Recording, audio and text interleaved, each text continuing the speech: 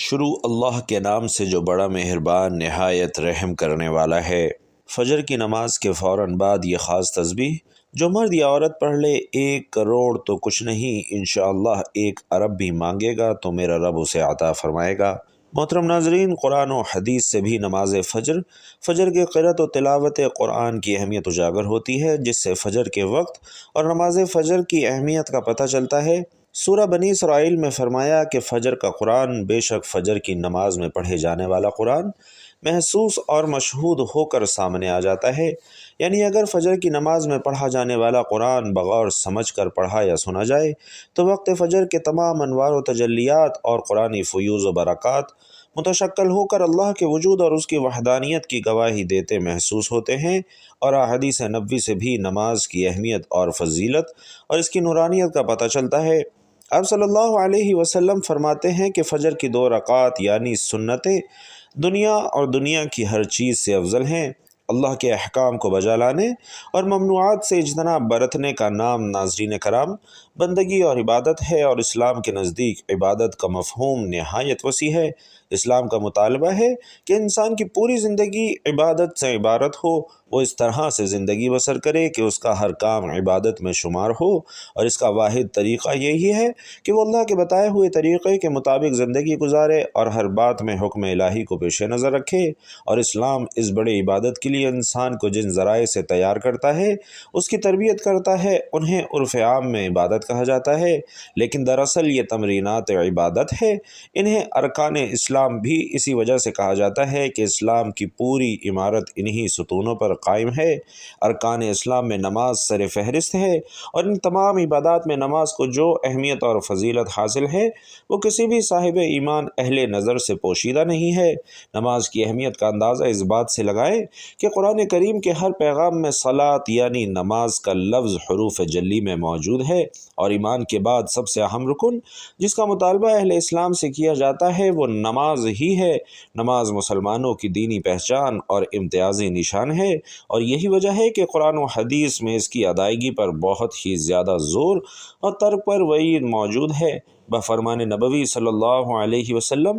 نماز کے دین میں وہی اہمیت ہے جو انسانی جسم میں سر کی ہے۔ مومن اور کافر کے درمیان امتیاز کرنے والی چیز نماز ہے، لہٰذا جس نے اسے چھوڑا اس نے کفر کیا۔ تو ناظرین، اس وعید سے اندازہ لگایا جا سکتا ہے کہ اسلام میں نماز کی کیا اہمیت ہے۔ جو چیز جس قدر اہم اور ضروری ہوتی ہے، اس کی بجاوری پر اجر و ثواب بھی اسی قدر زیادہ ملتا ہے۔ چنانچہ نماز کا ثواب بھی اس قدر ہے کہ انسان اس کا تصور بھی نہیں کر سکتا۔ لیکن 5 وقتہ نمازوں میں فجر کی نماز کی اہمیت، اس کی فضیلت اور اس کی برکات سب سے نمایاں ہیں، اور اس کی ادائیگی پر اجر و ثواب بھی دیگر 4 نمازوں سے زیادہ ہے۔ اور اس کی وجہ یہ ہے کہ فجر کی نماز کے وقت دنیا نیند کی آغوش میں محو استراحت ہوتی ہے، خواب خرگوش کے مزے لے رہی ہوتی ہے، اور لوگوں پر غفلت اور سستی کی چادر تنی ہوئی ہوتی ہے۔ ایسے میں نرم اور گرم بستر چھوڑ کر اللہ کی اطاعت و محبت میں بارگاہ الہی میں سجدہ ریز ہونا بڑا ہی پرمشقت اور نفس کو زیر کرنے جیسا کام ہے،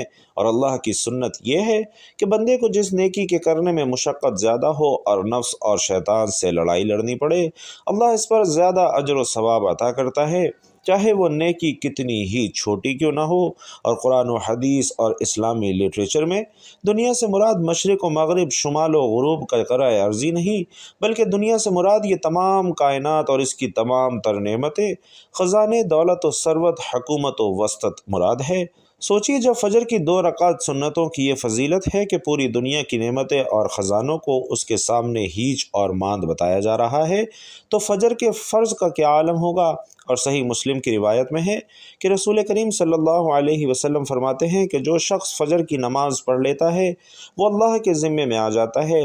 یعنی ناظرین، جو شخص فجر کی نماز کا فریضہ ادا کر لیتا ہے وہ اللہ کی حفاظت میں آ جاتا ہے، اور اسے کوئی بھی چیز نقصان نہیں پہنچا سکتی۔ اور بخاری اور مسلم کی ہی ایک روایت میں ہے کہ جس نے 2 ٹھنڈے وقت کی نمازیں یعنی فجر اور عصر ادا کر لیں تو وہ جنت میں داخل ہوگا۔ یعنی آپ صلی اللہ علیہ وسلم نے فجر اور عصر ادا کر لینے والے کو جنت کی بشارت سنائی ہے۔ اور ایک اور روایت میں رسول کریم صلی اللہ علیہ وسلم فرماتے ہیں کہ جو شخص عشاء کی نماز با جماعت ادا کرے گا اسے آدھی رات کے قیام کا ثواب ملے گا، اور جو عشاء اور فجر کی نمازیں با جماعت ادا کرے گا اس کے لیے پوری رات کے قیام کا ثواب ہوگا۔ بھائی اور بہنوں، نماز فجر کی ادائیگی میں ہماری سستی، غفلت، کوتاہی، کاہلی انتہا کو پہنچی ہوئی ہے۔ کوئی بھی موسم ہو، بقیہ 4 نمازوں کے مقابلے میں فجر میں نمازی بہت ہی کم تعداد میں ہوتے ہیں، اور بدقسمتی سے یہی حال گھروں میں ہماری خواتین کی نماز فجر کا ہے۔ فجر میں وہ اہتمام نہیں ہوتا جو بقیہ 4 نمازوں کی ادائیگی میں ہوتا ہے۔ موسم گرما میں راتیں چھوٹی ہونے کا بہانہ، اور موسم سرما میں صبح سردی کا عذر لنگ، لیکن ہمارا ہر بہانہ اور عذر نماز میں کوتاہی اور غفلت کے سلسلے میں اللہ کے ہاں ناقابل قبول ہوگا۔ ہم میں سے اکثر لوگوں کو ایک شکوہ رہتا ہے کہ وہ روزی میں برکت نہیں ہے، گھروں میں برکت نہیں ہے، اور چاہے کتنا ہی کما لیں پتہ ہی نہیں چلتا کہ کہاں گیا۔ ہر وقت کوئی نہ کوئی پریشانی رہتی ہے، کبھی کوئی بیماری تو کبھی کوئی تنگی۔ اگر ہم اس تمام بے برکتی، تنگ دستی، بے روزگاری اور پریشانیوں کو نماز فجر کی عدم ادائیگی کے پس منظر میں دیکھیں تو بھائیوں اور بہنوں ہمیں معلوم ہوگا کہ یہ سب بے برکتی اسی سبب سے ہے کہ ہم نماز فجر کی ادائیگی میں حد درجہ کوتاہی اور لاپرواہی کا شکار ہیں۔ رسول کریم صلی اللہ علیہ وسلم کی اس حوالے سے متعدد احادیث موجود ہیں جن میں رزق کی تقسیم اور فراوانی اور برکت کو نماز فجر کی ادائیگی سے مشروط کیا گیا ہے۔ ایک فرمان نبوی صلی اللہ علیہ وسلم کا مفہوم ہے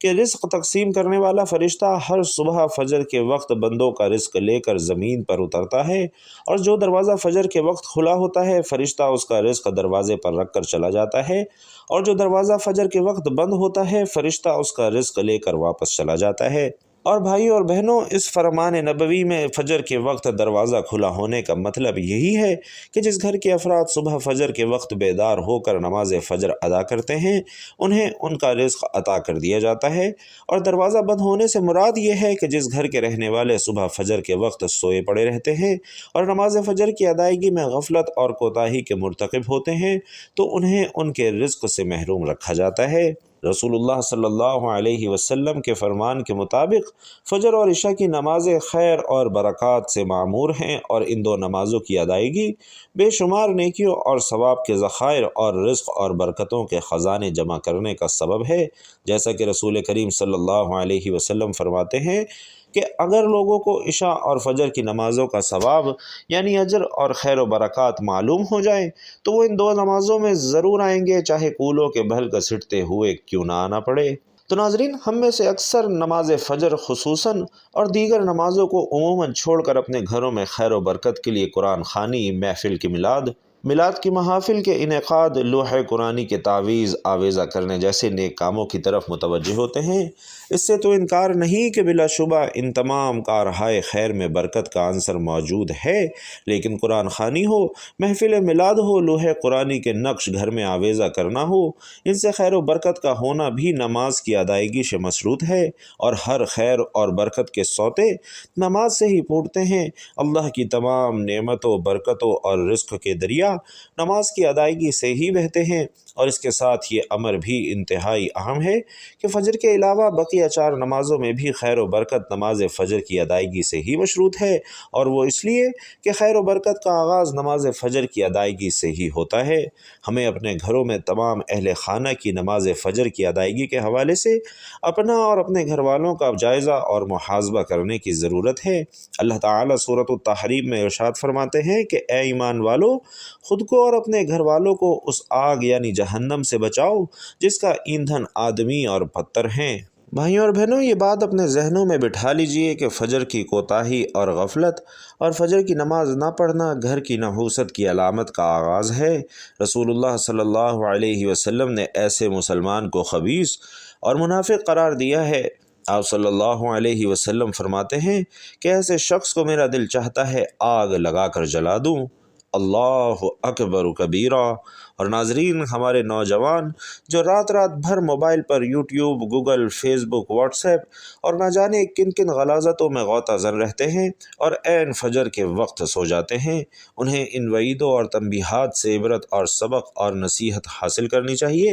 اور یہ بات ہر مسلمان کو ذہن نشین رکھنی چاہیے کہ نماز فجر میں ناغہ اللہ اور اللہ کے رسول صلی اللہ علیہ وسلم کو کسی صورت قبول نہیں ہے۔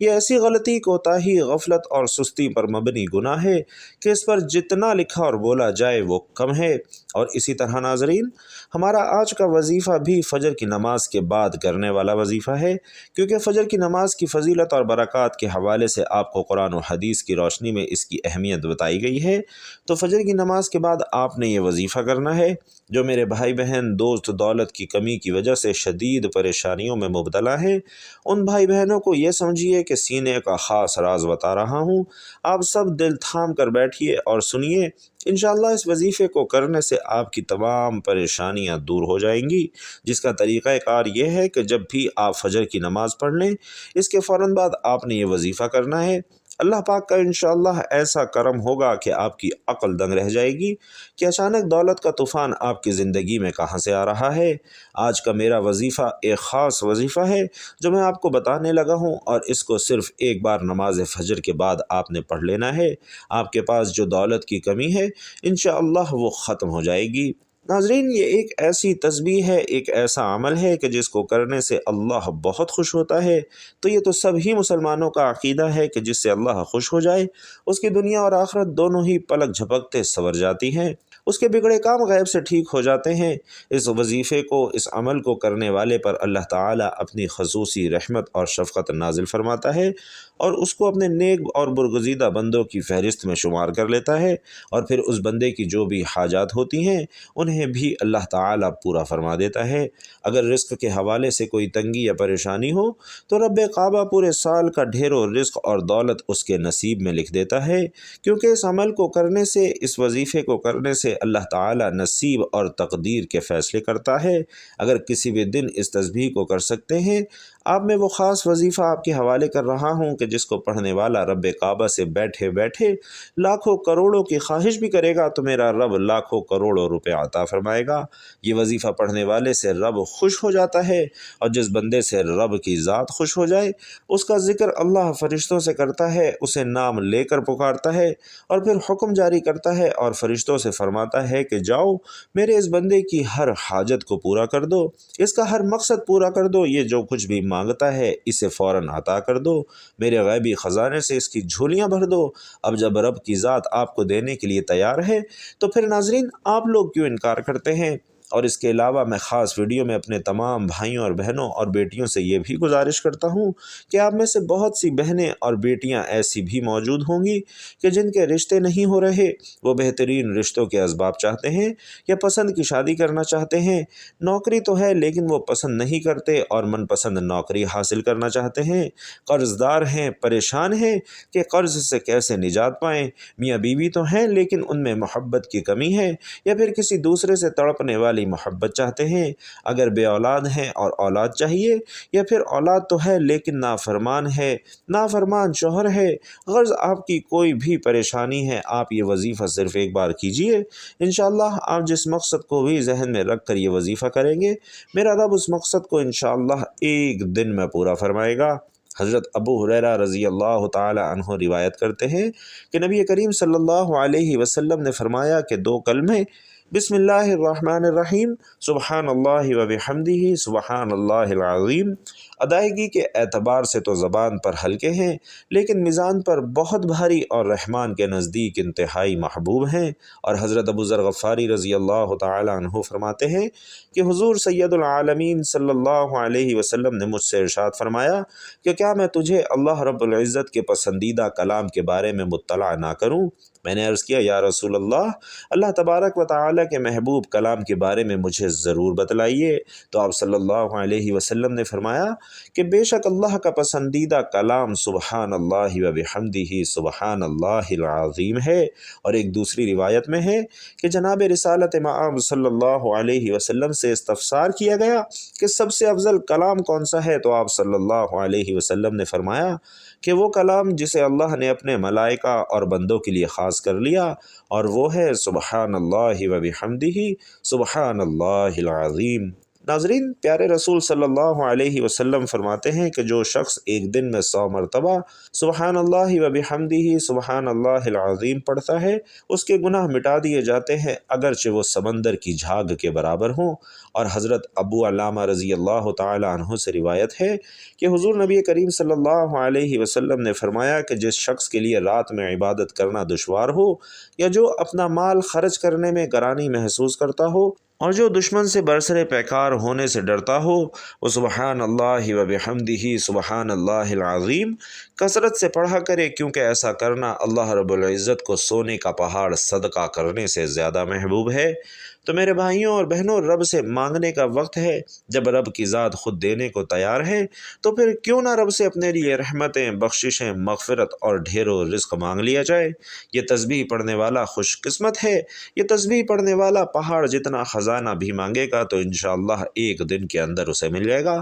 آئیے، جو لوگ اپنے گھروں سے بے برکتی، بے سکونی کا خاتمہ چاہتے ہیں، اپنے گھر کے بگڑے حالات کو بدلنا چاہتے ہیں، جو معاشرے میں اچھا مقام چاہتے ہیں، دوستوں، رشتہ داروں، خاندان، عزیزوں اور پوری برادری میں سر اٹھا کر جینا چاہتے ہیں، وہ ایک بار یہ وظیفہ لازمی کر لیں۔ یہ تصفیہ آپ کی زندگی کے راستے میں آنے والی تمام مشکلات، تمام دکھوں، تکلیفوں اور پریشانیوں کو ختم کرتے ہوئے ہر قدم پر کامیابی کو آپ کا مقدر بنا دیتا ہے۔ آپ نے اس وظیفے میں رب کے صفاتی نام پڑھنے ہیں، اور ناظرین، یہ وظیفہ زیادہ مشکل بھی نہیں ہے۔ یہ عمل انتہائی آسان اور سادہ سا ہے۔ آپ نے بس کامل یقین کے ساتھ اور پوری توجہ کے ساتھ اللہ پاک کے یہ صفاتی نام پڑھنے ہیں۔ ان کو پڑھنے کا اور اس عمل کو کرنے کا طریقہ کار آپ کو بتا رہا ہوں۔ تو سب سے پہلے نماز فجر ادا کر لیں، اور فجر کی نماز میں پہلے 2 سنتیں ادا کی جاتی ہیں، اس کے بعد 2 فرض پڑھے جاتے ہیں۔ پہلے آپ خشوع اور خضوع کے ساتھ فجر کی نماز ادا کر لیں۔ اگر مرد یہ وظیفہ کریں تو وہ باجماعت نماز ادا کرے، اور اس کے بعد آپ نے جہاں پر بھی 2 فرض ادا کیے ہیں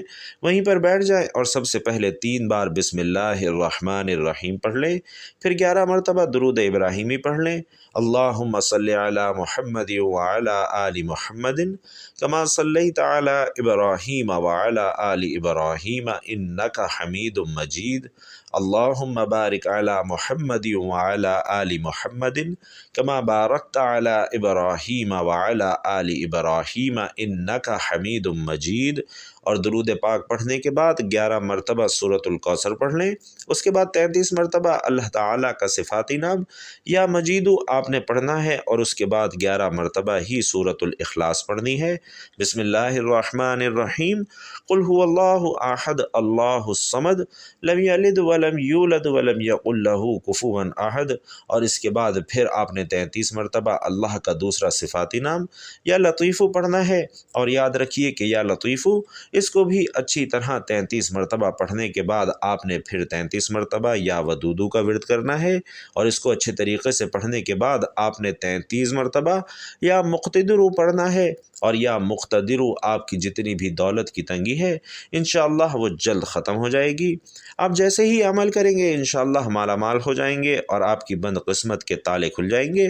آپ کی غیب سے مدد ہوگی۔ اور ناظرین، یہ سارے اعمال کرنے کے بعد آپ نے 11 مرتبہ پھر درود ابراہیمی پڑھ لینا ہے۔ آپ یہ ایک تسبیح میرے بتائے گئے طریقے کے مطابق پڑھ لیجئے، انشاءاللہ میرا رب آپ سے راضی ہو جائے گا، اور آپ کو اتنا نوازے گا کہ آپ کو خود بھی سمجھ نہیں آئے گی کہ آپ کے پاس کہاں کہاں سے دولت اور رزق آ رہی ہے۔ اس عمل کی اجازت ہر کسی کو ہے۔ اگر ویڈیو پسند آئی ہو تو کمنٹ باکس میں میرے لیے جزاک اللہ ضرور لکھ دیجئے گا۔ اللہ تعالیٰ آپ سب کا حامی و ناصر ہو، آمین۔ السلام علیکم ورحمۃ اللہ وبرکاتہ۔